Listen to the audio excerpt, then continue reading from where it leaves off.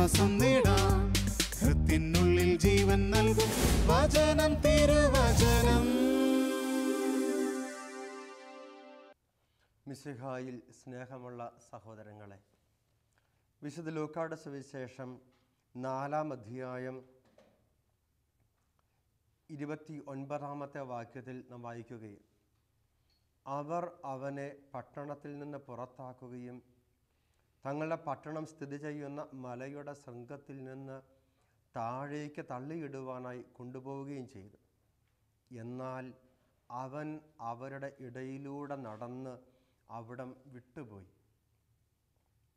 ഈശോയോട് വെറുപ്പ് പുലർത്തിക്കൊണ്ട്, ഈശോയോട് കോപിച്ച്, ഈശോയെ പട്ടണത്തിൽ നിന്ന് പുറത്താക്കി, ഈശോയെ മലയുടെ മുകളിൽ നിന്ന് താഴേക്ക് തള്ളിയിടുവാൻ വേണ്ടി കൊണ്ടുപോകുന്ന ആൾക്കാരുടെ ഇടയിലൂടെ ഈശോ കടന്നുപോയി എന്ന്, നടന്ന് അവിടം വിട്ടുപോയി എന്ന്, അവൻ അവരുടെ ഇടയിലൂടെ നടന്ന് അവിടം വിട്ടുപോയി എന്ന് നാം വായിക്കുകയും, എന്നാൽ വിശുദ്ധ യോഹന്നാന്റെ സുവിശേഷം 6-ാം അധ്യായം 14-15 വാക്യങ്ങളിൽ ലോകത്തിലേക്ക് വരാനിരുന്ന പ്രവാചകൻ സത്യമായും ഇവനാണ്, അവർ വന്ന് തന്നെ രാജാവാക്കുവാൻ വേണ്ടി ബലമായി പിടിച്ചുകൊണ്ട് പോകുവാൻ ഭാവിക്കുന്നു എന്ന് മനസ്സിലാക്കിയ ഈശോ വീണ്ടും തനിയെ മലമുകളിലേക്ക് പിന്മാറി. ഒരു സ്ഥലത്ത് ഈശോയെ മലമുകളിൽ നിന്ന് തള്ളിയിടുവാൻ വേണ്ടി ബലമായി പിടിച്ചുകൊണ്ട് പോകുന്ന ജനത്തിൻ്റെ ഇടയിലൂടെ ഈശോ രക്ഷപ്പെട്ടു പോകുന്നു. എന്നാൽ അടുത്ത സമയത്ത് ഈശോയെ രാജാവാക്കുവാൻ വേണ്ടി കൊണ്ടുപോകുന്നവരുടെ ഇടയിലൂടെയും ഈശോ രക്ഷപ്പെട്ടു പോകുന്നു. സ്നേഹമുള്ളവരെ, 2 സന്ദർഭങ്ങളിൽ വിപരീതമായ സ്വഭാവങ്ങൾ മനുഷ്യരിൽ നിന്ന് നാം കാണുമ്പോൾ ഈശോയിൽ നിന്ന് സമാനമായ പ്രതികരണം നാം കാണുകയും, ഒരു സ്ഥലത്ത് വെറുപ്പോടുകൂടി അവനെ കൊല്ലുവാൻ കൊണ്ടുപോകുമ്പോഴും ഈശോ അവരിൽ നിന്ന് രക്ഷപ്പെട്ടു പോകുന്നു. മറ്റൊരവസരത്തിൽ അവനെ ബലമായി പിടിച്ച് രാജാവാക്കം കൊണ്ടുപോകുമ്പോഴും ഈശോ അവരുടെ ഇടയിലൂടെ രക്ഷപ്പെട്ടു പോകുന്നു. സ്നേഹമുള്ളവരെ, ഈയൊരു വിരുദ്ധമായ പെരുമാറ്റങ്ങളുടെ മുമ്പിൽ സമാനമായ പ്രതികരണം നടത്തുവാൻ ഈശോയ്ക്ക് സാധിക്കുന്ന ഒരു ആന്തരിക സ്വച്ഛതയുണ്ട്. ഈ ആന്തരികമായ സ്വച്ഛത ദൈവത്തിൻ്റെ ഹൃദയത്തിൻ്റെ സവിശേഷത, ഈശോയുടെ സ്വഭാവത്തിൻ്റെ സവിശേഷത, അത് സ്വന്തമാക്കാൻ നമുക്ക് സാധിക്കുമ്പോൾ ഈശോയുടെ ജീവിതത്തിൻ്റെ ആന്തരികതയെ നമുക്ക് സ്വന്തമാക്കാൻ സാധിക്കുന്നത്. എത്രയോ വലിയ വിപരീത ഭാവങ്ങൾ, ദ്വന്ദ്വഭാവങ്ങൾ ജനം അവിടെ ഈശോയോട് പ്രകടിപ്പിക്കുന്നത്.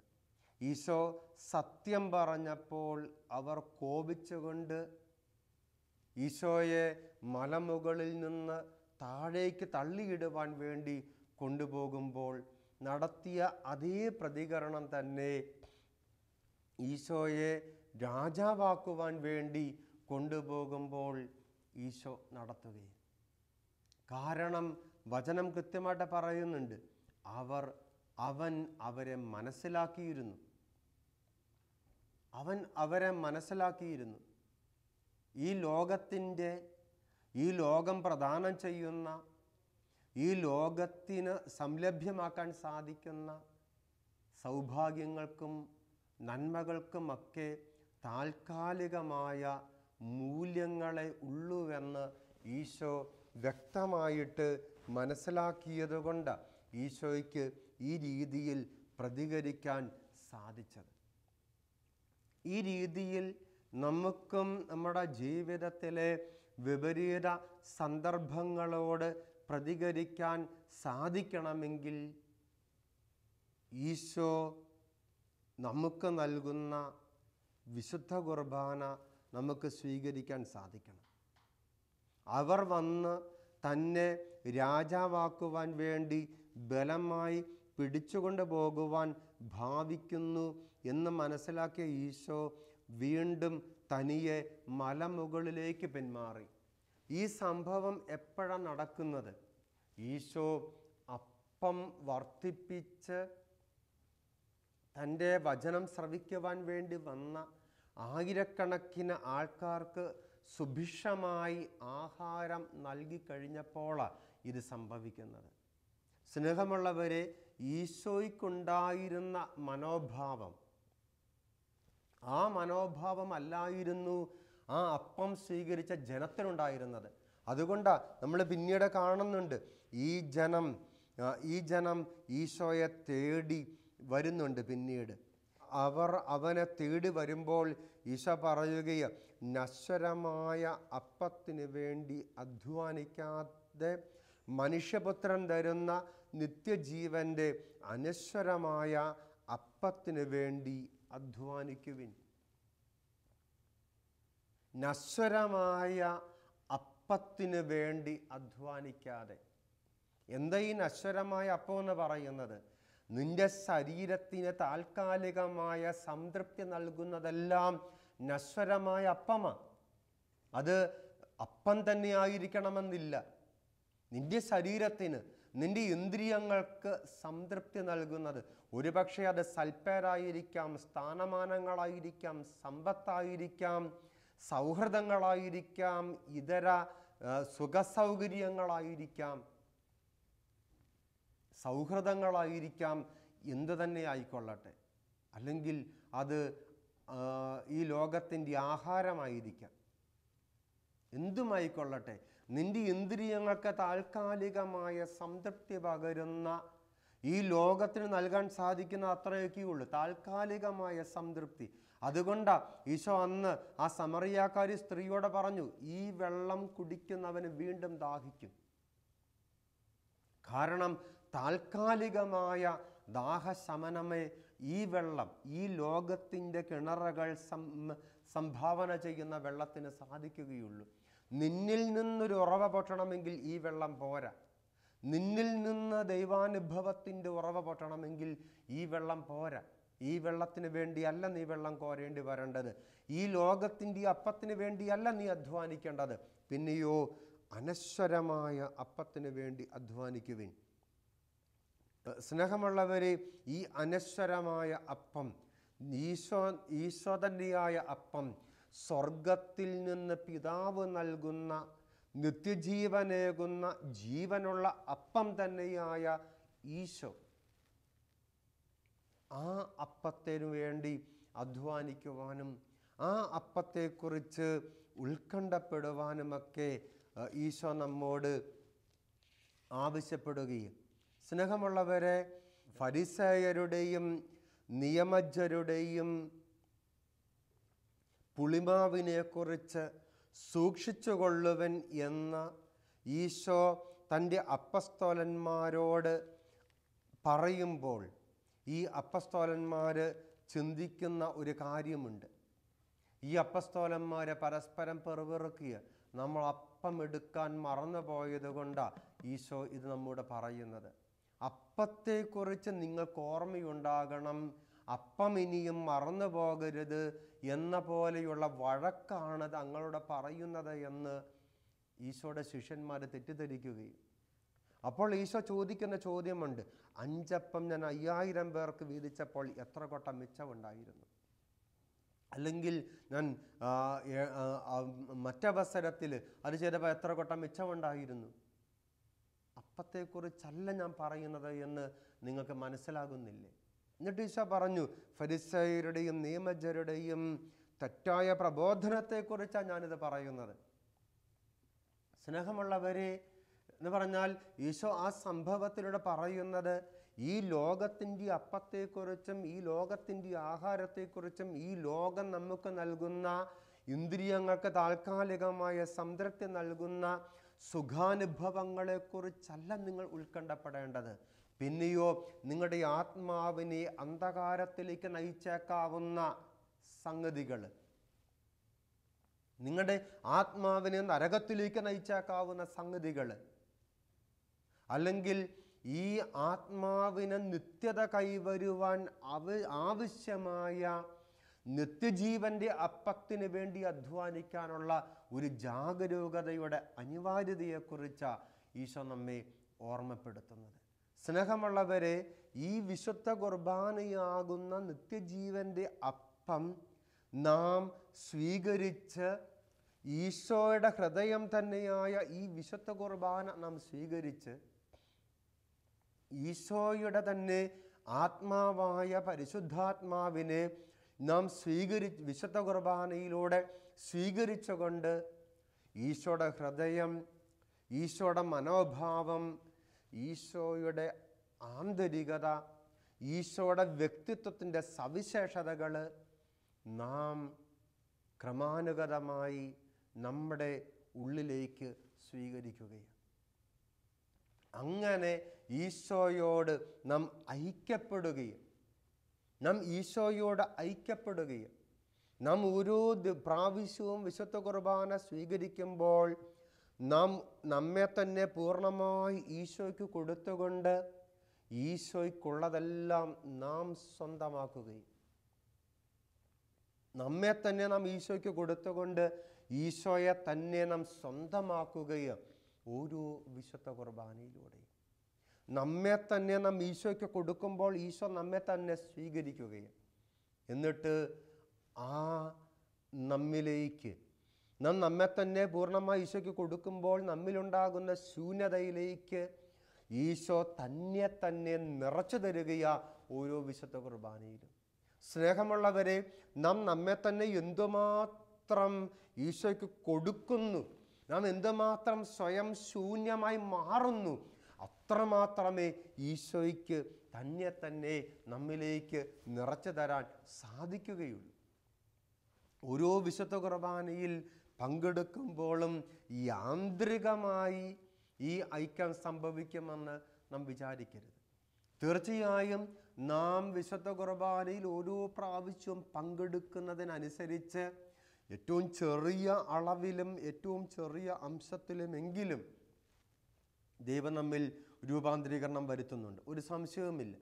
പക്ഷേ ഓരോ വിശുദ്ധ കുർബാനയ്ക്കും നമുക്ക് പകരുവാൻ സാധിക്കുന്ന ആ വലിയ പരിവർത്തനത്തിൻ്റെ കൃപ നമുക്ക് ലഭിക്കണമെങ്കിൽ അത്രമാത്രം നാം നമ്മെ തന്നെ ഈശോയ്ക്ക് കൊടുക്കണം, അത്രമാത്രം നാം നമ്മെ തന്നെ ശൂന്യവൽക്കരിക്കണം, അത്രമാത്രം നാം നമ്മെ തന്നെ ശൂന്യവൽക്കരിച്ച് നമ്മെ തന്നെ പൂർണ്ണമായി ഈശോയ്ക്ക് കൊടുക്കുമ്പോൾ നാം എന്തുമാത്രം ശൂന്യവൽക്കരിച്ചോ നമ്മെ തന്നെ അത്രമാത്രം ഈശോ തന്നെ നമുക്ക് നൽകി നമ്മിൽ തന്നെ കൊണ്ട് നിറയ്ക്കും.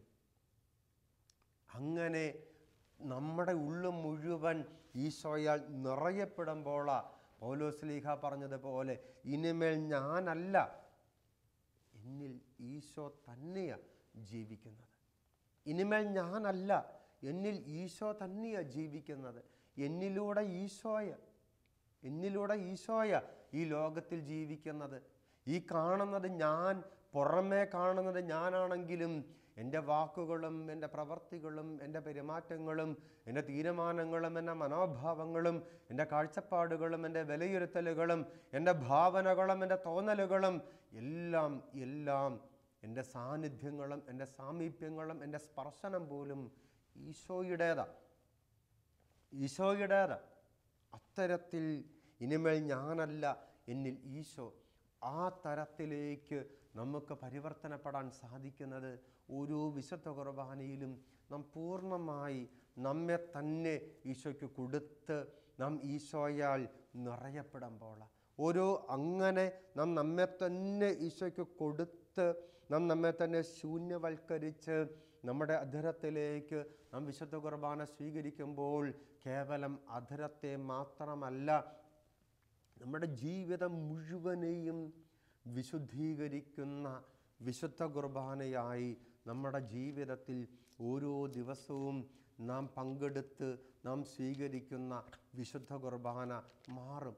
അതാണ് നമ്മൾ കാണുന്നത് യെശയ്യാ പ്രവാചകൻ്റെ ജീവിതത്തിൽ. യെശയ്യാ പ്രവാചകൻ്റെ പുസ്തകം 6-ാം അധ്യായം 7-ാമത്തെ വാക്യം, അവൻ എൻ്റെ അധരങ്ങളെ സ്പർശിച്ചിട്ട് പറഞ്ഞു, ഇത് നിൻ്റെ അധരങ്ങളെ സ്പർശിച്ചിരിക്കുന്നു, നിൻ്റെ മാലിന്യം നീക്കപ്പെട്ടു, നിൻ്റെ പാപം ക്ഷമിക്കപ്പെട്ടു. സ്നേഹമുള്ളവരെ, തീക്കനലുകൊണ്ട് കെരൂബുകളിൽ ഒരെണ്ണം പ്രവാചകൻ്റെ അടുത്തേക്ക് വന്ന് അവൻ്റെ അധരത്തെയാണ് സ്പർശിച്ചത് എങ്കിലും അവൻ്റെ മാലിന്യം മുഴുവൻ നീക്കപ്പെട്ടു, അവൻ്റെ പാപം മുഴുവൻ ക്ഷമിക്കപ്പെട്ടു, അവൻ്റെ വ്യക്തിത്വം മുഴുവൻ വിശുദ്ധീകരിക്കപ്പെട്ടു. അവൻ്റെ വ്യക്തിത്വം മുഴുവൻ വിശുദ്ധീകരിക്കപ്പെട്ടു. അവൻ്റെ അധരത്തെ മാത്രം ആ തീക്കനലെ സ്പർശിച്ചതെങ്കിലും അവൻ്റെ ജീവിതം, അവൻ്റെ വ്യക്തിത്വം മുഴുവൻ അതിലൂടെ വിശുദ്ധീകരിക്കപ്പെട്ടു. കാരണം അവൻ പൂർണ്ണമായും തന്നെ ദൈവത്തിന് കൊടുത്തു. സ്നേഹമുള്ളവരെ, നമ്മുടെ ജീവിതത്തിലും നാം നമ്മെ തന്നെ പൂർണ്ണമായി ദൈവത്തിന് കൊടുക്കുമ്പോൾ നമ്മുടെ അധരത്തെ സ്പർശിക്കുന്ന വിശുദ്ധ കുർബാന നമ്മുടെ ജീവിതം മുഴുവനെയും വിശുദ്ധീകരിക്കും. നമ്മുടെ ജീവിതം മുഴുവനെയും വിശുദ്ധീകരിക്കും. സകല പാപമാലിന്യങ്ങളും നമ്മിൽ നിന്ന് അകറ്റി നമ്മെ വിശുദ്ധീകരിക്കുന്ന അനുഭവങ്ങളായി നമ്മുടെ ഓരോ വിശുദ്ധ കുർബാനയും മാറും. അങ്ങനെ ഈശോയാൽ നാം നിറയപ്പെടുമ്പോൾ, നമ്മുടെ വ്യക്തിത്വം മുഴുവൻ ഈശോയാൽ നിറയപ്പെടുമ്പോഴാണ് നാം അത്രമാത്രം ശൂന്യവൽക്കരണത്തിൻ്റെ മനോഭാവത്തിലേക്ക്, മാനുഷികമായി നാം സ്വയം ശൂന്യവൽക്കരിക്കുമ്പോഴാണ് ഈശോയ്ക്കുണ്ടായിരുന്ന അതേ മനോഭാവം, തന്നെ രാജാവാക്കാൻ വന്നവരുടെ മുമ്പിലും തന്നെ കല്ലെറിയാൻ വന്നവരുടെ മുമ്പിലും ഒരേ മനോഭാവത്തോടെ പ്രതികരിച്ച ഈശോയുടെ മനോഭാവം നമുക്ക് സ്വന്തമാക്കാൻ സാധിക്കും. നമ്മെ വെറുക്കുന്നവരെയും നമ്മോട് മുഖസ്തുതി പറയുന്നവരോടും, നമ്മെ വെറുത്തുകൊണ്ട് കുറ്റപ്പെടുത്തുന്നവരോടും, നമ്മെ സ്നേഹിച്ചുകൊണ്ട് പുകഴ്ത്തുന്നവരോടും ഒരുപോലെ തിരിച്ച് പ്രതികരിക്കാൻ നമുക്ക് സാധിക്കുന്നത് ഈശോയുടെ ഈ മനോഭാവം നാം സ്വന്തമാക്കുമ്പോൾ, ഈശോയുടെ ഈ കൃപ നമ്മൾ സ്വന്തമാക്കുമ്പോൾ. സ്നേഹമുള്ളവരെ, ഈ ആര് തള്ളിപ്പറഞ്ഞാലും ആര് ഉപേക്ഷിച്ചിട്ട് പോയാലും അത് ഒരു തരത്തിലും നമ്മെ ബാധിക്കാത്ത തരത്തിൽ നമ്മുടെ വ്യക്തിത്വം രൂപപ്പെടുന്നത്, ആരൊക്കെ നമുക്കുണ്ടെങ്കിലും ഇല്ല എങ്കിലും ദൈവം എനിക്ക് മതിയായവനാണ് എന്ന മനോഭാവത്തിലേക്ക് നമുക്ക് വളരുവാൻ സാധിക്കുന്നത് ഈ വിശുദ്ധ കുർബാനയിലൂടെയാണ് എന്ന് വിശുദ്ധ കുർബാനയെക്കുറിച്ചുള്ള പ്രബോധനത്തിലൂടെ ഈശോ നമുക്ക് പറഞ്ഞു തരുന്നുണ്ട്, ഇല്ലേ? ജീവൻ്റെ അപ്പത്തെക്കുറിച്ച് ഈശോ പഠിപ്പിച്ചപ്പോൾ ഈശോയുടെ ഏറ്റവും പ്രിയപ്പെട്ട ശിഷ്യന്മാർ പോലും ഈശോയെ തള്ളിപ്പറഞ്ഞ് വിട്ടുപോകുന്ന സന്ദർഭമുണ്ട്. അപ്പോൾ ഈശോ തന്നോട് ഏറ്റവും അടുത്ത് ചേർന്ന് നിൽക്കുന്ന അപ്പസ്തോലന്മാരോട്, സ്ലീഹന്മാരോട് ചോദിച്ചു, നിങ്ങൾക്കും പോകണമെങ്കിൽ പൊക്കൂ. സ്നേഹമുള്ള സഹോദരങ്ങളെ, ഇന്ന് ചിലപ്പോൾ ചിലരെങ്കിലുമൊക്കെ ഈ യോഹന്നാന്റെ സുവിശേഷം 6-ാം അധ്യായത്തിലെ ജീവൻ്റെ അപ്പത്തെക്കുറിച്ചുള്ള പഠനമെന്ന ഈശോയുടെ പ്രബോധനമെന്ന് പറയുന്നത് അത് കേവലം പ്രതീകാത്മകമായ ഒരു ശരീരത്തെക്കുറിച്ചുള്ള, നിങ്ങൾ എൻ്റെ ശരീരം ഭക്ഷിക്കുകയും എൻ്റെ രക്തം പാനം ചെയ്യുകയും ചെയ്യുന്നില്ല എങ്കിൽ നിങ്ങൾക്ക് ജീവനുണ്ടാവുകയില്ല. കാരണം എൻ്റെ ശരീരമാണ് യഥാർത്ഥ ഭക്ഷണം, എൻ്റെ രക്തമാണ് യഥാർത്ഥ പാനീയം എന്ന ഈശോ പഠിപ്പിച്ച ആ പ്രബോധനത്തെ അത് കേവലം പ്രതീകാത്മകമായ പഠനം മാത്രമാണ് എന്ന് പറയുന്ന അകത്തോലിക്ക വിശ്വാസ സമൂഹങ്ങളോട് ഈശോയുടെ വചനം കൃത്യമായിട്ട് പറഞ്ഞു തരികയും എൻ്റെ ശരീരമാണ് യഥാർത്ഥ ആഹാരം, എൻ്റെ ശരീരമാണ്, എൻ്റെ രക്തമാണ് യഥാർത്ഥ പാനീയമെന്ന് മനസ്സിലാക്കാനും വിശ്വസിക്കാനും അത് അതേപടി സ്വീകരിക്കാനും തയ്യാറല്ല എങ്കിൽ തൻ്റെ സ്ലീഹന്മാരോട് പോലും ഈശോ പറഞ്ഞു, നിങ്ങൾക്കും പോകണോ എന്ന് പറഞ്ഞാൽ തൻ്റെ സ്ലീഹയായിരിക്കുവാൻ, തൻ്റെ അപ്പസ്തോലനായിരിക്കുവാൻ, ലോകത്തിൻ്റെ മുമ്പിൽ തൻ്റെ വചനത്തിൻ്റെ സാക്ഷ്യമായി മാറുവാൻ ഏറ്റവും അനുപേക്ഷണീയമിതം അനിവാര്യമായിരിക്കുന്ന ഒരു സംഗതി എന്ന് പറയുന്നത് ഈ വിശുദ്ധ കുർബാനയെക്കുറിച്ചുള്ള അറിവും വിശുദ്ധ കുർബാനയെക്കുറിച്ചുള്ള ബോധ്യവും വിശുദ്ധ കുർബാനയിലുള്ള വിശ്വാസവും വിശുദ്ധ കുർബാനയുടെ അനുഭവമാണ് എന്ന് ഈശോ ആ പഠനത്തിലൂടെ നമുക്ക് പറഞ്ഞു തരുമ്പോൾ നാം ഓർക്കണം, ഇന്ന് ഈ ലോകത്തിൻ്റെ മുമ്പിൽ ഈശോയുടെ തുടർ സാന്നിധ്യമായി, ഈശോയുടെ തുടർ സാക്ഷ്യമായി, ഈശോയുടെ അനുഭവമായി മറ്റുള്ളവർക്ക് മാറണമെങ്കിൽ, ഈശോയുടെ മനോഭാവങ്ങളും ഈശോയുടെ കാഴ്ചപ്പാടുകളും ഈശോയുടെ ജീവിത ദർശനങ്ങളും സ്വന്തമാക്കിക്കൊണ്ട് നമ്മുടെ ജീവിതം കൊണ്ട് ഈശോയെ പകർന്നു കൊടുക്കുന്ന ജീവിതങ്ങളായി നമ്മുടെ ജീവിതങ്ങൾ മാറണമെങ്കിൽ നമുക്ക് ഒരിക്കലും ഒഴിവാക്കാനാവാത്തത് ഈ വിശുദ്ധ കുർബാന. ഈ വിശുദ്ധ കുർബാന കാരണം ഈ വിശുദ്ധ കുർബാനയിൽ ഈശോ തന്നെയാണ് നമുക്ക് നൽകപ്പെടുന്നത്. ഇത് കേവലം പ്രതീകാത്മകമല്ല. വിശുദ്ധ കുർബാനയിലെ ഈശോയുടെ തിരുശരീരം എന്ന് പറയുന്നത് അത് ഈശോയുടെ ശരീരം തന്നെ, യഥാർത്ഥ ആഹാരമായ ഈശോയുടെ ശരീരം, യഥാർത്ഥ ആഹാരമായ ഈശോയുടെ ശരീരം എന്നുവെച്ചാൽ ശരീരം ഒന്നിനും ഉപകരിക്കുന്നില്ല, ആത്മാവാണ് ജീവൻ നൽകുന്നത് എന്ന് പറഞ്ഞ ഈശോ നമുക്ക് നൽകുന്ന ആഹാരം, അവൻ്റെ ശരീരം യഥാർത്ഥ ആഹാരം, എൻ്റെ ആത്മാവിന് അനിവാര്യമായ ആഹാരമായി വിശുദ്ധ കുർബാന മാറുകയും എൻ്റെ ആത്മാവിന് യഥാർത്ഥമായ സുഭിക്ഷത നൽകുന്ന, സംതൃപ്തി നൽകുന്ന, യഥാർത്ഥ ആരോഗ്യം നൽകുന്ന, യഥാർത്ഥ ഓജസ് നൽകുന്ന ആഹാരമായി വിശുദ്ധ കുർബാന മാറുകയും ഈ വിശുദ്ധ കുർബാന നമുക്ക് പകരുന്ന ഊർജം, ഈ വിശുദ്ധ കുർബാന നമുക്ക് പകരുന്ന ഊഷ്മാവ്, ഈ വിശുദ്ധ കുർബാന നമുക്ക് പകരുന്ന ഒരു സൗഖ്യം, നിറവ്, അത് സ്വീകരിക്കുമ്പോൾ മാത്രമാണ് നാം യഥാർത്ഥത്തിൽ ഈശോയുടെ ശിഷ്യത്വത്തിലേക്ക് വളർന്ന് ഈശോയുടെ സാക്ഷ്യത്വത്തിലേക്ക് രൂപാന്തരപ്പെടുന്നത്. എന്നെ കാണുന്നവർ ഈശോയെ കാണത്തക്ക വിധം, എൻ്റെ അടുത്ത് വരുന്നവർക്ക് ഈശോയുടെ സാന്നിധ്യം ലഭിക്കത്തക്ക വിധം, എന്നെ ശ്രവിക്കുന്നവർക്ക് ഈശോയെ ശ്രവിച്ച അനുഭവം ലഭിക്കത്തക്ക വിധം നമ്മിൽ ആഴമുള്ള സമഗ്രതയുള്ള രൂപാന്തരീകരണം, രൂപപ്പെടൽ സംഭവിക്കുന്നത് ഈ വിശുദ്ധ കുർബാനയിലൂടെ. നമ്മുടെ സ്നേഹമുള്ളവരെ, ഈ വിശുദ്ധ കുർബാനയെക്കുറിച്ചുള്ള പ്രബോധനത്തിൽ ഈശോ വിട്ടുവീഴ്ച കാണിച്ചില്ല. കാരണം ആര് പോയാലും എനിക്ക് കുഴപ്പമില്ല, എനിക്കെൻ്റെ പിതാവുണ്ട്. ആര് പോയാലും എനിക്ക് ദൈവമുള്ളവന് എല്ലാവരുമുണ്ട് എന്നും ദൈവമില്ല എങ്കിൽ ആരുമില്ല എന്നും, അതുകൊണ്ട് ദൈവത്തെ നഷ്ടപ്പെടുത്തിക്കൊണ്ട് ആരെ സ്വന്തമാക്കിയിട്ടും കാര്യമില്ല എന്നും, ദൈവത്തെ സ്വന്തമാക്കാൻ വേണ്ടി ആരെ നഷ്ടപ്പെടുത്തിയാലും പ്രയോജനം അത് നഷ്ടമാവില്ല എന്നും ഈശോ നമ്മെ പഠിപ്പിക്കുകയും ഈശോ തൻ്റെ ജീവിതം കൊണ്ട് നമ്മുടെ ജീവിതത്തിന് നൽകുന്ന ഒരു പ്രബോധനമാണ്.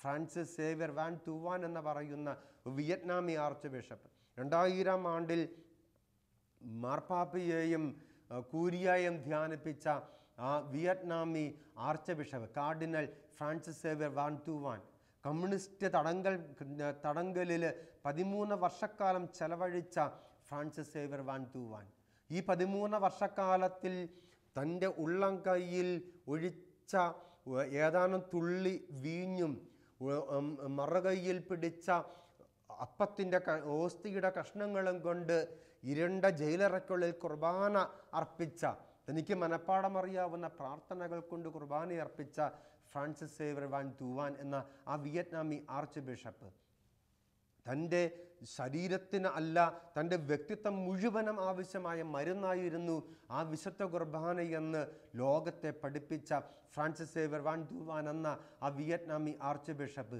അദ്ദേഹം ഒരിക്കൽ ഒരു ധ്യാനത്തിൽ പറഞ്ഞു, നിങ്ങൾ യഥാർത്ഥത്തിൽ ഈശോയാണ് അനുഗമിക്കുന്നത് എങ്കിൽ നിങ്ങൾ ഭയപ്പെടേണ്ട, ലോകം നിങ്ങളെ പിന്നാലെ വന്നുകൊള്ളും.